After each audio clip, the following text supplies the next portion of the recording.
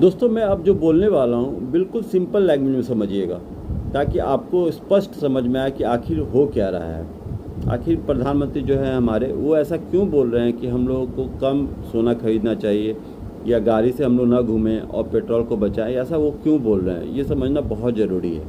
अब देखिए, हमारा देश जब भी कोई भी सामान, जैसे ये पेट्रोल हुआ, आपका सोना हुआ, ये दूसरे देशों से आता है। तो जब हम इन चीज़ों को दूसरे देश से मंगवाते हैं तो हमें जो पेमेंट है वो डॉलर में करना पड़ता है।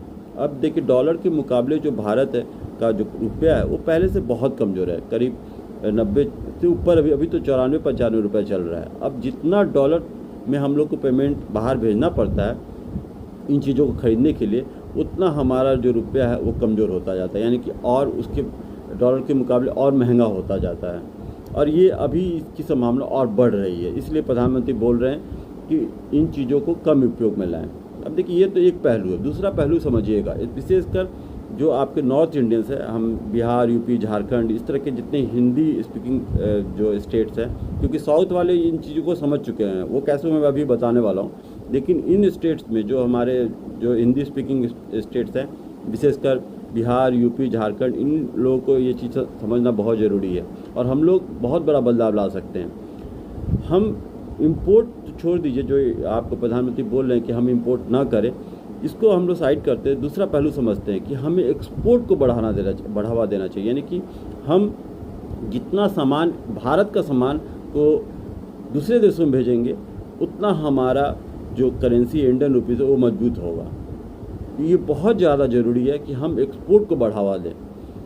मैं तो ये उम्मीद करता हूँ कि जो मोदी जी आके बोलते हैं कि आप इन चीज़ों का जो इम्पोर्ट, जिन चीज़ों को हमें इम्पोर्ट करना पड़ता है उनका इस्तेमाल हम कम करें, ये तो बोले, साथ में ये भी बोले कि हम एक्सपोर्ट को बढ़ावा दें।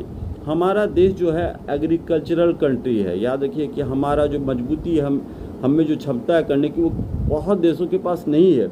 बहुत ऐसे देश हैं जो खेती कर नहीं पाते हैं, तो और हम हैं जो एग्रीकल्चरल कंट्री है। फ्रेश प्रोड्यूस, प्रोसेस्ड प्रोड्यूस, मतलब जो भी चीज़ें, फल और सब्जी हमारे यहाँ होती है, उसको फ्रेश तरीके से भी हम लोग भेज सकते हैं, फ्रेश भी भेज सकते हैं, साथ में साथ उसको प्रोसेस करके भी भेज सकते हैं। कि बहुत सारे ऐसे देश हैं जहाँ पे वो खेती कर ही नहीं सकते। खाने का जो भी खाद्य पदार्थ है वो दूसरे देश पे डिपेंडेंट रहते हैं अपने खाद्य पदार्थ के लिए, जैसे कि दुबई, सारा मिडिल ईस्ट कंट्री, और आप उसके अलावा भी बहुत सारी ऐसी कंट्रीज़ हैं। ये हमारी मजबूती है और इन चीज़ों को हम जितना ज़्यादा बाहर भेजेंगे उतना ज़्यादा हमारा जो इंडियन रुपीज़ है वो मजबूत होगा। इस चीज़ पे हमें काम करना बहुत ज़्यादा ज़रूरी है, विशेषकर जो हमारे हिंदी स्पीकिंग स्टेट्स हैं। क्योंकि देखिए, साउथ से मैं काम कर चुका हूँ, मैं एक्सपोर्ट का काम करता था, मैं देख चुका हूँ कि साउथ वाले पहले से जागरूक हैं। वो केरला, तमिलनाडु, ये सब जितने स्टेट हैं, कर्नाटका, ये लोग पहले से, आंध्र प्रदेश, ये पहले से बहुत ज़्यादा एक्सपोर्ट कर रहे हैं। तो उन स्टेट्स में जो करेंसी है काफ़ी स्ट्रॉन्ग है, उनकी स्थिति काफ़ी बेहतर है हमारे हिंदी स्पीकिंग स्टेट से, क्योंकि यहाँ से एक्सपोर्ट ऑलमोस्ट नहीं हो रहा। हमें कंट्रीब्यूट करना होगा इंडियन रुपीज़ को मजबूत करने में, तभी कुल मिला के हमारा देश जो है आगे बढ़ेगा। और साउथ इंडियंस जो स्टेट है, उनको हमारे से यही कंप्लेन रहती है कि वो क्यों नहीं काम कर रहे हैं ये चीज़। तो हम लोग को ये जागना होगा और ज़्यादा से ज़्यादा लोगों को एक्सपोर्ट से जुड़ना होगा।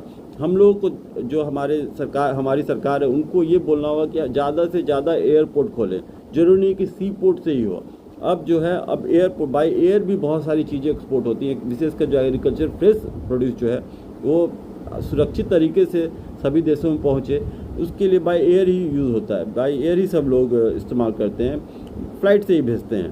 तो केवल यही कर दें वो कि ज़्यादा से ज़्यादा एयरपोर्ट वो ओपन करें, तो भी काम बन जाएगा। इनफैक्ट अभी भी जितनी एयरपोर्टें हैं उनको ही सही से इस्तेमाल करके, उनका कार्गो सेगमेंट को अच्छे से तैयार करके, ताकि फ्रेश प्रोड्यूस जो है उसको भेजा जा सके विभिन्न देशों में, ताकि हमारा जो इंडियन रुपीज़ है वो मजबूत हो। ये बहुत ज़्यादा ज़रूरी है।